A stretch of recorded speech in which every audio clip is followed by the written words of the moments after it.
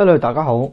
So today I want to go through another video in Clear the List, going over my monthly goals, and then I want to talk a little bit about my trip to China and what Cantonese was like in Guangzhou, because a lot of people said before that men in China, people won't speak it, it's not like Hong Kong, it's dying out, all this stuff. So I want to talk about that a little bit after.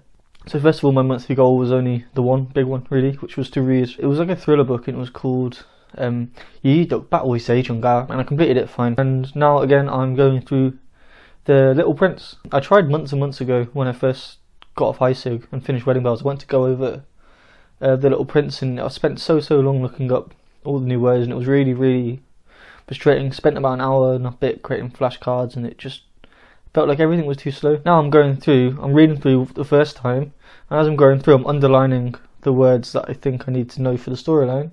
I'm not looking them up there, and I'm just reading through once and getting a pen, underlining all the words I need to know, looking them all up, and then reading over again 2 or 3 times. So that's actually a lot easier, and I'm enjoying reading The Little Prince. I'm on chapter 12 now. I just finished chapter 11. And yeah, it's easy, and it's quite. I think I'm going to take it a bit more easy this month. As I said before, I went on holiday to China, and I'm going to put up pictures now so you can see. So I went for like 8-9 days.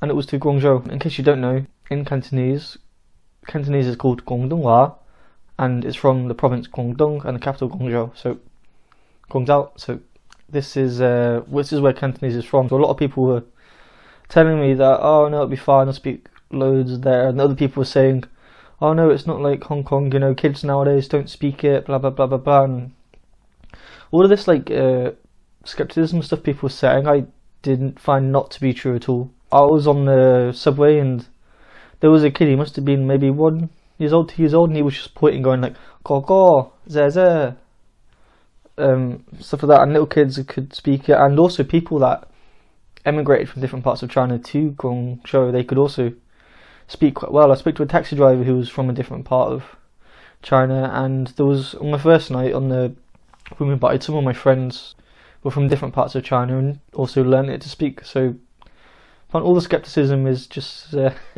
I mean, admittedly, it's not like Hong Kong where like everyone you speak to would speak Cantonese. Here is, because there is quite a lot of people from other cities, but probably somewhere like 60-70% of the people still speak it, and it's still walking down the streets is what I mostly heard over Mandarin. But another thing as well, there was actually some differences which kind of caught me off guard.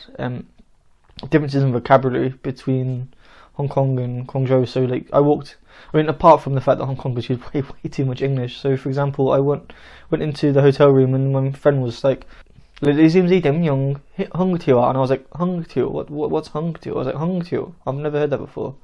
And he was just like, nah, legola, and he passed me the remote, and I was just like, oh, lang ya.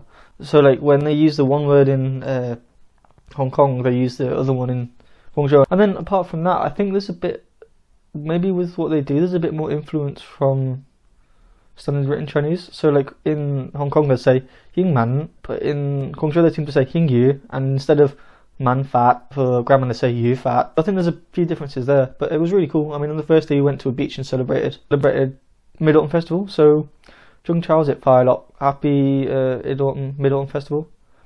And then after that I went over to Foshan and saw a light show, which was really cool. Then went back to Guangzhou and saw some of my other hosts and my friends from before, and walked around a bit, and now I'm back in England. So yeah, it was great fun. I mean, if you have any questions about my travels or anything like that, then feel free to leave me a comment, and if not, I'll see you in the next video. Bye bye, peace.